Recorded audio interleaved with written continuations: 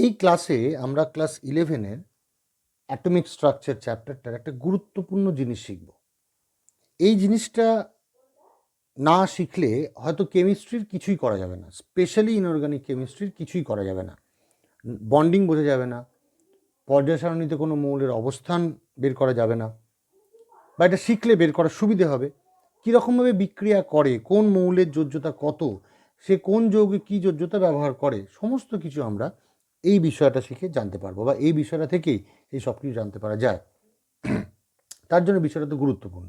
সেটা হচ্ছে ইলেকট্রন বিন্যাস বা ইলেকট্রনিক কনফিগারেশন। একটা পরমাণুর মধ্যে যতগুলো ইলেকট্রন থাকে, সোডিয়াম 11টা ইলেকট্রন আছে। এই 11টা ইলেকট্রন পরমাণুর মধ্যে কক্ষে কিভাবে সজ্জিত অবস্থায় থাকে সেটা আমরা ইলেকট্রন বিন্যাস থেকে জানতে পারি।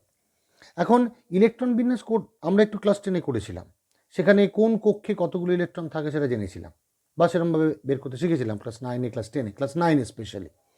কিন্তু এখন ইলেকট্রনগুলোর ডিটেল অবস্থান আমাদের বলতে হবে। যেমন সোডিয়াম ইলেকট্রন বিন্যাস বলতে গিয়ে আমরা যদি বলি যে কেতে আছে 2টো, এলে আছে 8টা, এমে আছে 1টা, এইখান থেকে কিচ্ছু বুঝতে পারা যায় না, কারণ কক্ষের মধ্যে উপকক্ষ আছে, তার মধ্যে কক্ষক আছে। এই যে 8টা ইলেকট্রন, এই 8টা ইলেকট্রন কোন উপকক্ষে কতগুলো আছে সেটা বুঝতে পারা যাচ্ছে না।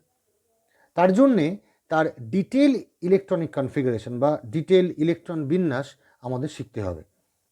তা থেকে আমরা সহজেই বুঝতে পারবো সেই পরমাণুটার যে কোনো রাসায়নিক ধর্ম, তার যোজ্যতা, তার বন্ধন করার ক্ষমতা, তার জারণ সংখ্যা, সে কিভাবে ইলেকট্রন গ্রহণ বর্জন করে, সে অসমযোজী বন্ধন গঠন করবে কিনা, ইভেন তার পর্যায় সারণীতে অবস্থান কোথায় সে থাকে, এগুলো আমরা এই শুধুমাত্র ইলেকট্রন বিন্যাস থেকে জানতে পারবো। তার জন্যে কেমিস্ট্রি পড়তে গেলেই ফার্স্ট খুব ভালো করে শিখতে হয় এই ইলেকট্রন বিন্যাস। তো ইলেকট্রন বিন্যাস কিভাবে করা হয় দেখা যাক।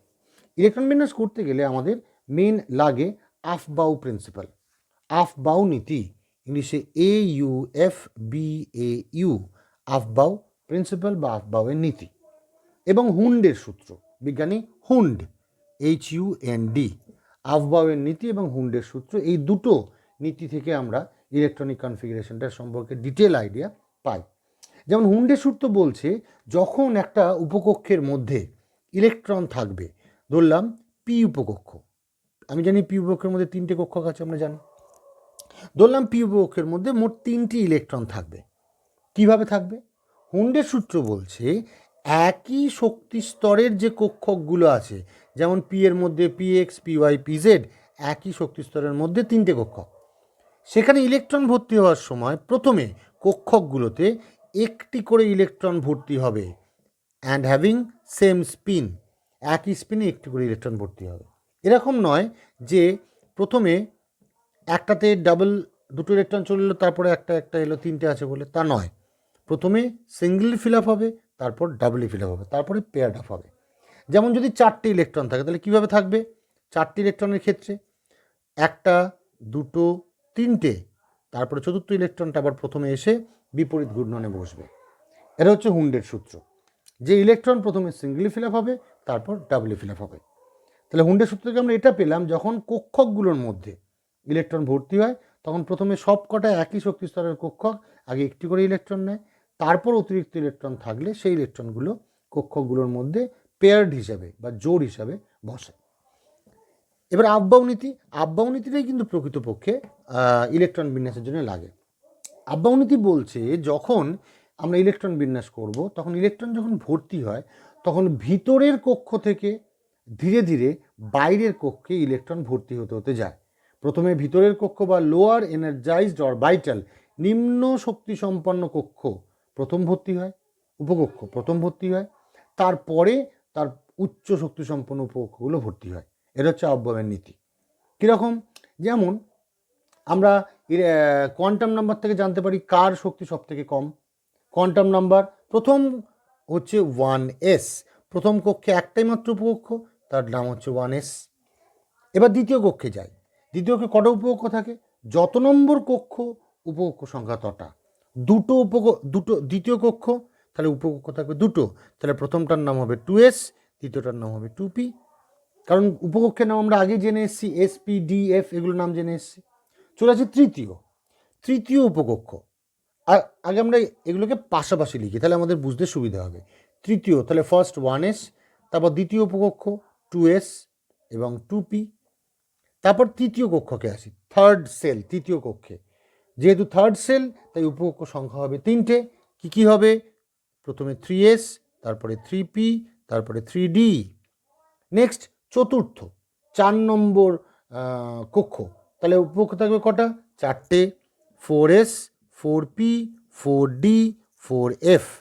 সিমিলারলি 5s, 5p, এইভাবে পরপর পরপর উপকক্ষগুলো থাকবে। কিন্তু উপকক্ষগুলো তো লিখলাম, কার শক্তি কম কার শক্তি বেশি সেটা বুঝবো কী করে? সেটা বোঝার উপায় হচ্ছে, আমরা আগের ক্লাসে দেখেছিলাম n+l ভ্যালু, অর্থাৎ principal quantum number plus azimuthal quantum number value থেকে আমরা এটা পেতে পারি। যেমন 1s, n = 1, l = 0, এসের জন্য l = 0, তাহলে হচ্ছে 1 সব থেকে নিম্ন শক্তি সম্পন্ন উপকক্ষ, তাহলে 1s আগে ইলেকট্রন ভর্তি হবে। 2s, n = 2, l = 0, মানে 2, টোটাল যোগফল n+l 2 হচ্ছে, তাই এখানে তারপরে 2s হবে। 2p, n কত হচ্ছে? 2, l হচ্ছে 1, 2 এর একে 3, তাহলে 2 এর পর 3 আসবে, তাই 2p তারপরে। তাহলে এটার হচ্ছে n+l ভ্যালুটা যদি আমরা উপরে লিখি, এখানে n+l এই ভ্যালুগুলো উপরে পরপর লিখতে লিখতে যাচ্ছি। এখানে হচ্ছে n+l = 1, এখানে 2, এখানে 3 হচ্ছে। এখানে কত হয়? n = 3, s = 0, তাহলে 3 + 0 = 3, তাহলে হচ্ছে 3। তারপরে এখানে n = 3, l = 1, 4, n = 3, l = 2, 5, n = 4, l = 0, 4, n = 4, l = 1, 5, n = 4, l = 2, 6, n+l ভ্যালুগুলো লিখলাম। এবার এই অনুযায়ী পরপর সাজিয়ে নেওয়া যাক। আচ্ছা 4f-টাও লেখা যাক। 4f-এ n = 4, l = 0, 1, 2, 3, তাহলে 4 আর 3 7, 7। 5, n = 5, l = 0, যোগ হচ্ছে 5। 5p, n = 5, l = p এর জন্য হচ্ছে 1, মানে 5 আর 1, 6। তাহলে n+l ভ্যালুগুলো লিখলাম। এবারে সবচেয়ে কম শক্তি কার হবে? যার ভ্যালু কম, 1s ফার্স্ট, তারপরে 2s, তারপরে 2p। এখন 3s-এরও 3, 2p-রও 3, n+l ভ্যালুটা 3, তাহলে 3s আর 2p-র মধ্যে n ভ্যালু কার কম? আগের ক্লাসে বলা হয়েছে, যার যদি n+l দুটো সেম হয়ে যায়, তাহলে যার n এর মান কম সেটা হবে ভেতরে। তাহলে এখানে n+m দুজনের মধ্যেই সেম n+l, কিন্তু n ভ্যালুটা 2p-র কম, তাই 2p-র আগে বসবে, তারপরে 3s বসবে, বসিয়ে দেওয়া হলো। এবার 3p, 3-এর পরে 4, মানে 3p তারপরে বসলো। 3d 5, কিন্তু দেখ তারপরে 4s, তার n+l ভ্যালুটা হচ্ছে 4, তাহলে n+l ভ্যালু যেহেতু 4s-এর কম, তাই 4s-টা চলে আসবে আগে, তারপরে যাচ্ছে 3d। কিন্তু 3d আর 4p দুজনেরই 5, কিন্তু 3 n ভ্যালুটা কম, তার জন্য 3d-টা আগে বসবে, তারপরে বসবে 4p। এইভাবে 4d-র আগে কিন্তু 5s বসবে। কেন? 4d-র n+l ভ্যালু 6, কিন্তু 5s-এর n+l ভ্যালু হচ্ছে 5, তাহলে 4d-র আগে বসলো 5s, তারপরে 4d আর 5p, এই দুটোর মধ্যে কে আগে বসবে? দুজনেরই তো 6, কিন্তু n ভ্যালুটা 4d-র কম, তাই 4d বসানো হলো, তারপরে বসবে 5p, কারণ 4f-এর 7, 5p, তারপরে 4f বসে গেল। এইভাবে নিম্ন শক্তি স্তর থেকে উচ্চ শক্তি স্তরের ইলেকট্রনগুলো কক্ষগুলোকে পরপর সাজিয়ে নেওয়া যায়। এখন অসুবিধে হচ্ছে যে এইভাবে তাহলে আমাদের যদি কোন কক্ষের শক্তি কম কোন উপকক্ষের শক্তি বেশি সেটা বুঝতে গেলে যদি সবকটার n+l ভ্যালু বের করতে হয়, তাহলে একটু অসুবিধে হয়। একবার ভ্যালু বের করে পরপর লিখে দেয়, তাহলে একটু খুঁজতে অসুবিধে হয়, একটু টাইম টেকিং ব্যাপার। তার জন্য আমরা বা আফবাও আর একটা প্রসেস তৈরি করলেন। এই ভ্যালুটাই উনি একটু অন্যভাবে এটাকে অ্যারেঞ্জ করে দিলেন। কীভাবে অ্যারেঞ্জ করে দিলেন? এই জিনিসটাই আসবে, কিন্তু একটু অন্যভাবে, সেটা একটু দেখে নেওয়া যাক।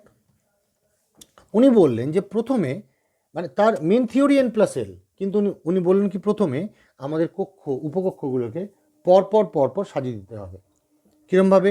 প্রথমে 1s, তার নিচে সেকেন্ড সেল 2s, 2p, তার নিচে third sell 3s, 3p, 3d, তার নিচে fourth sell 4s 4p 4d 4f, তার নিচে fifth 5s 5p 5d 5f 5g, তার নিচে 6s 6p, এইভাবে পরপর সাজিয়ে যাও। এবং তারপরে কোনাকুনি কিছু অ্যারো টানতে হবে, ঠিক কোনাকুনি অ্যারোগুলো টেনে যাও।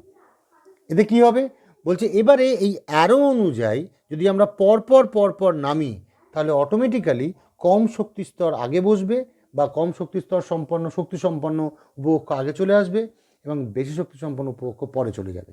যেমন প্রথম অ্যারোটা গেছে 1s-এর ওপর দিয়ে, তাই আগে 1s, তারপর অ্যারো গেছে 2s-এর ওপর দিয়ে, দেন 2s, নেক্সট অ্যারো 2p-র ওপর দিয়ে গেছে, তারপর 3s-এর ওপর দিয়ে গেছে, তাহলে 2p, তারপর 3s, নেক্সট অ্যারো 3p-র ওপর দিয়ে গেছে, তারপর 4s-এর ওপর দিয়ে গেছে, তাহলে 3p, তারপরে 4s, নেক্সট অ্যারো 3d, তারপরে 4p, তারপর 5s, 3d 4p 5s, এটা মিটে গেল। Next arrow 4d 5p 6s, 4d 5p 6s, এইভাবে পরপর আমরা লিখে যেতে পারি। তাতে আমাদের n+l ভ্যালুটা বের না করেও ডাইরেক্টলি কোন শক্তিস্তর নিচে কোন শক্তিস্তর ওপরে সেটা বের করে নেওয়া যায়। তো এইভাবে তো প্রথমে কক্ষগুলোকে বা উপকক্ষগুলোকে সাজিয়ে নেওয়া হলো যে কোথায় আগে ইলেকট্রন বসবে, কোথায় পরে ইলেকট্রন বসবে। কিন্তু বিন্যাসটা কিভাবে হবে দেখা যাক। আমরা ইলেকট্রন বিন্যাস করছি Fe, ইলেকট্রন সংখ্যা হচ্ছে 26। কীভাবে ইলেকট্রন বিন্যাস করব? আমাদের পরপর উপকক্ষগুলোকে ভরে যেতে হবে। কিভাবে ভরে যেতে হবে? যেমন এস উপকক্ষ, তার মধ্যে কক্ষক আছে একটা, আমরা জানি একটা কক্ষকে ম্যাক্সিমাম 2টো ইলেকট্রন থাকে, তার মানে এস উপকক্ষে মোট ইলেকট্রন সংখ্যা হবে 2 সর্বাধিক। চলে আসি পি উপকক্ষের মধ্যে 3টে কক্ষক, নাম আছে px py pz, যদি 2টো করে থাকে তাহলে 3 দুগুণে 6, তাহলে পিতে ম্যাক্সিমাম 6টা ইলেকট্রন থাকতে পারে। D dxy dyz dzx dx square minus y square এবং dz স্কোয়ার, মোট 5টা কক্ষক, সবটায় 2টো করে থাকলে ম্যাক্সিমাম 10টা। সে একইভাবে এফে হচ্ছে 14টা। ম্যাক্সিমাম নাম্বার অফ ইলেকট্রন আমরা এখানে পেয়ে গেলাম। এবার আর কিছুই না, শুধু ইলেকট্রনগুলোকে পরপর বসিয়ে যাওয়া। যেমন প্রথমে 1s এফির ইলেকট্রন বিন্যাস করছি, প্রথমে 1s, ম্যাক্সিমাম 2টো হতে পারে, 2টো বসিয়ে দিলাম, 26 থেকে 2টো বসে গেল, 24টা পড়ে রইল।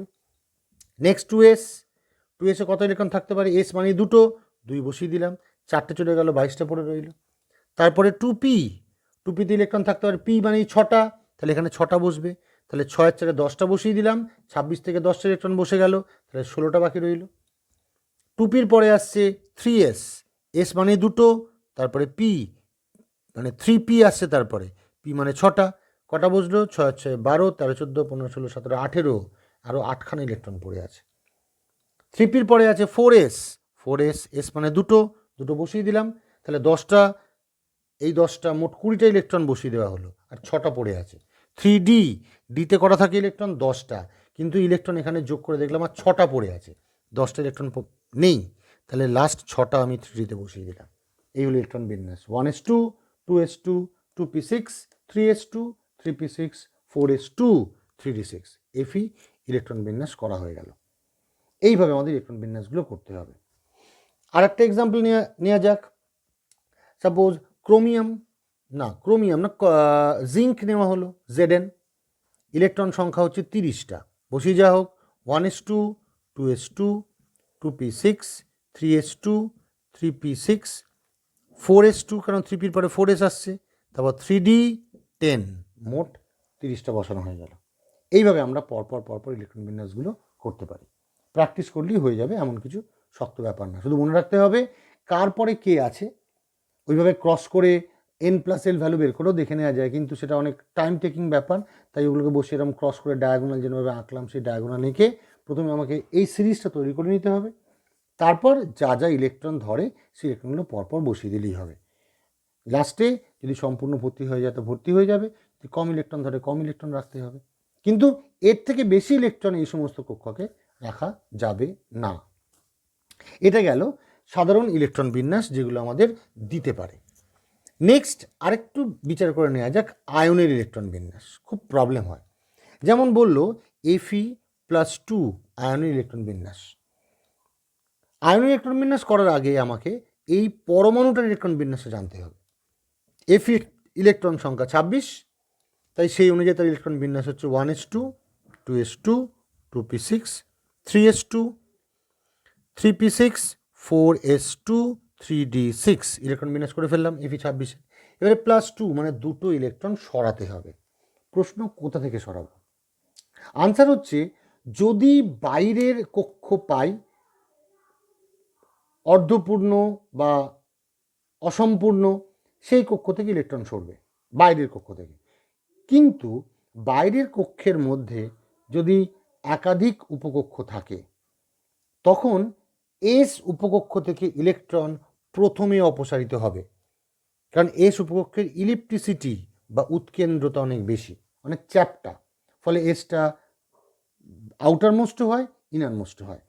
যেমন এখানে 4s উপকক্ষটা চতুর্থ কক্ষের হলেও এই এসটা চতুর্থ কক্ষের হলেও তৃতীয় কক্ষের ভেতরে প্রবেশ করে গেছে, তার জন্য চতুর্থ কক্ষের এসটা আমরা তৃতীয় কক্ষের ডি এর ভেতরে রেখেছি। তাই হিসেব অনুযায়ী দুটো ইলেকট্রন যদি তাড়াতে হয় Fe+2 ইলেকট্রন বিন্যাস করার জন্য, তাহলে আমাকে ডি থেকে তাড়ানো উচিত। তা কিন্তু হবে না, কারণ বললাম এস বাইরের কক্ষের এস উপকক্ষ থেকে প্রথমে ইলেকট্রন যাবে।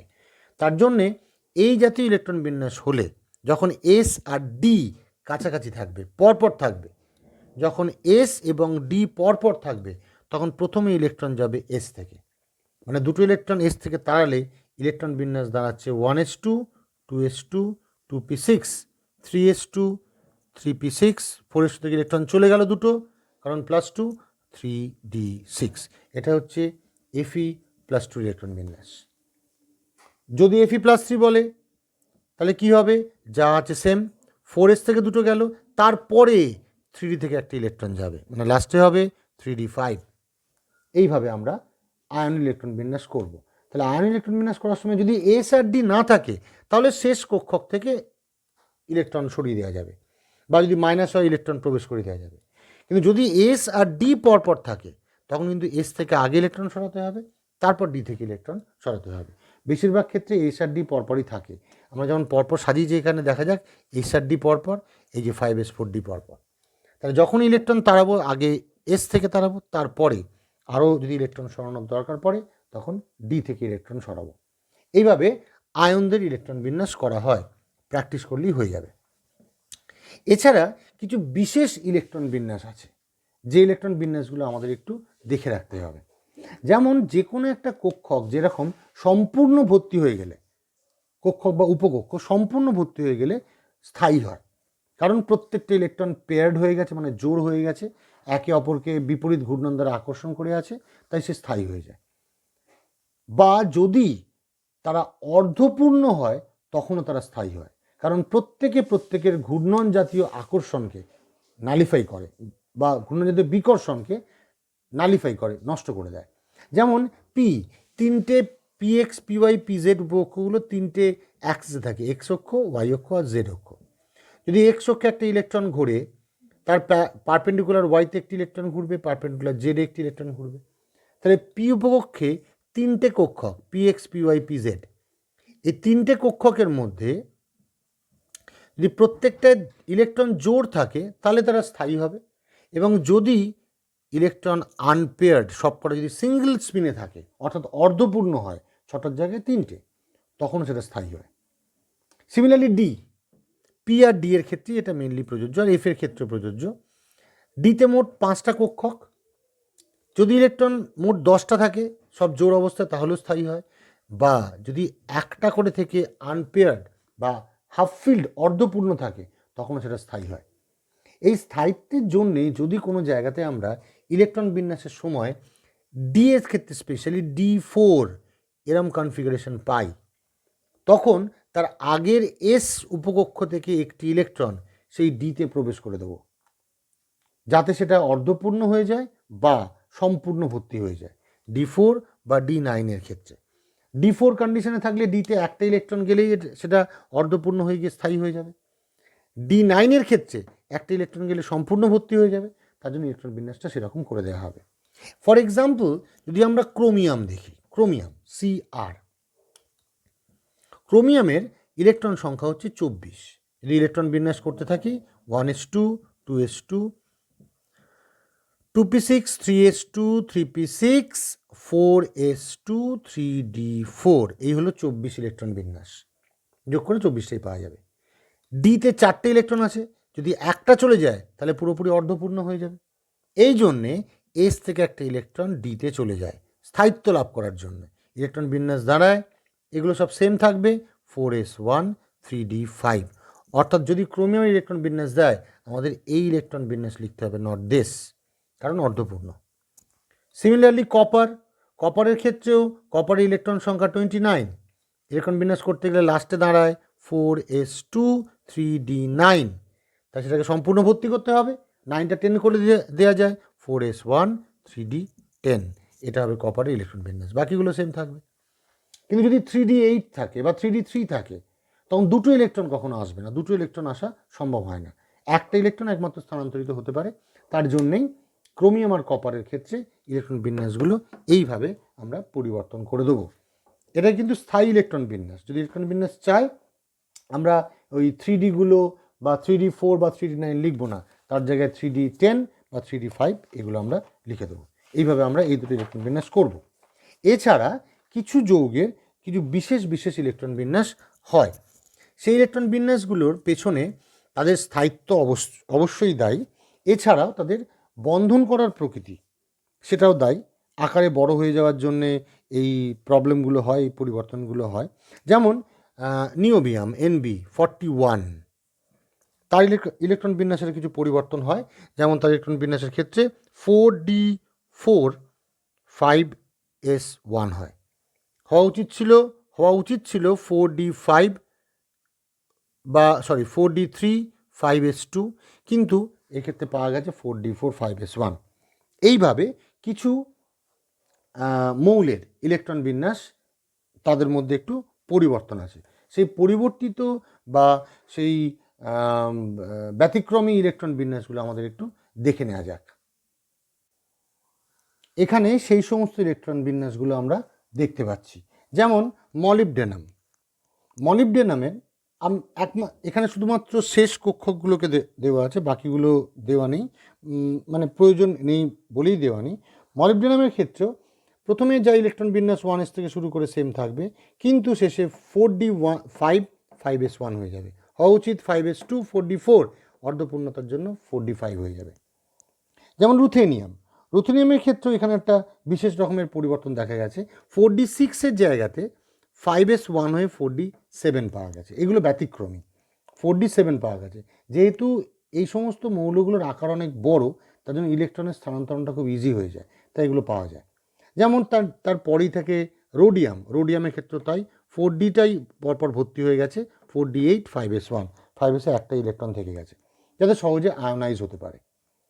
অন্যদিকে প্যালাডিয়ামের ক্ষেত্রে ঠিক একই ব্যাপার। প্যালাডিয়াম 46 হওয়া উচিত ছিল 5s2 4d8, সেখানে 5s-এ ইলেকট্রনই থাকে না, 4d10 হয়ে যায়। সিলভারের ক্ষেত্রে ডিটা সম্পূর্ণ ভর্তি করার জন্যে 5s1 থেকে 4d-তে 10 হয়ে যায়।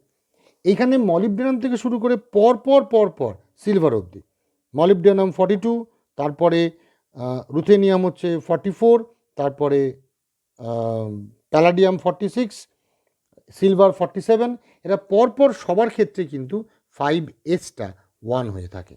এটা আমাদের একটু মনে রাখতে হবে। 42 থেকে শুরু করে সিলভারের 47 অবধি, এখানে 42, এখানে 47, এই পর্যন্ত এদের ব্যতিক্রমী ইলেকট্রন বিন্যাস পাওয়া যায়। সবার ক্ষেত্রেই 5s1 হয়, 42 থেকে 47-এর ক্ষেত্রে।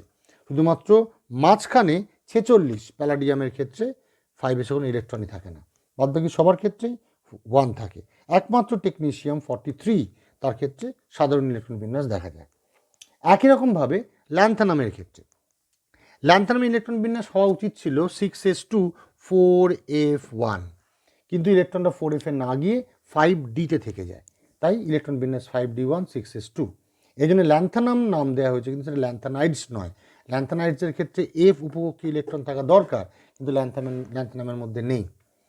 সিমিলারলি গ্যাডলিনিয়াম, তার ক্ষেত্রেও তাই, 4f-টা অর্ধপূর্ণ হয়ে আছে 7, এবং 5d-র ক্ষেত্রে একটা, 6s-এ একটা, যেটা 6s-এ থাকা উচিত ছিল দুটো, 5d না থাকা উচিত ছিল, কিন্তু 5d-তে একটা ইলেকট্রন থাকে। প্লাটিনামের ক্ষেত্রেও তাই, 6s1 d9 করে রাখা আছে। গোল্ডের ক্ষেত্রেও তাই, d10 6s1। মানে ব্যতিক্রমী ইলেকট্রন বিন্যাস হচ্ছে 5s আর 6s এর কিছু কিছু মৌল, যাদের ক্ষেত্রে s অরবিটালে একটি করে ইলেকট্রন থাকে, কারণ এদের +1 জারণ সংখ্যাটা অতিমাত্রায় স্থায়ী হয় বা সহজ জারণ সংখ্যাটা তৈরি হয়। এই +1 জারণ সংখ্যাটা তৈরি করার জন্যেই 5s বা 6s এরা একটি করে ইলেকট্রন রাখে। এটা হচ্ছে অল অ্যাবাউট ইলেকট্রনিক কনফিগারেশন বা ইলেকট্রন বিন্যাস। আমাদের 11-এর পরীক্ষায় বা যে কোনো জায়গাতে ইলেকট্রন বিন্যাস ডাইরেক্টলি লিখতে দেয়, আয়নের ইলেকট্রন বিন্যাস লিখতে দেয়, আবার এই বিশেষ রকমের ইলেকট্রন বিন্যাসগুলো আমাদের ব্লক ওয়াইজ যখন ইনঅর্গানিক কেমিস্ট্রি পড়বো সেখানে এগুলো খুব কাজে লাগবে, এই বিশেষ ইলেকট্রন বিন্যাসগুলো। এইটা হচ্ছে আমাদের ইলেকট্রন বিন্যাস সম্পর্কে যাবতীয় জিনিস। ভিডিওটা বারবার ধরে দেখলে বা কথাগুলো বারবার ধরে শুনলে আমার মনে হয় না ইলেকট্রন বিন্যাস করতে কোনো অসুবিধে হবে। তাই ইলেকট্রন বিন্যাসগুলো ভালো করে প্র্যাকটিস করা প্রয়োজন। All about electronic configuration of elements.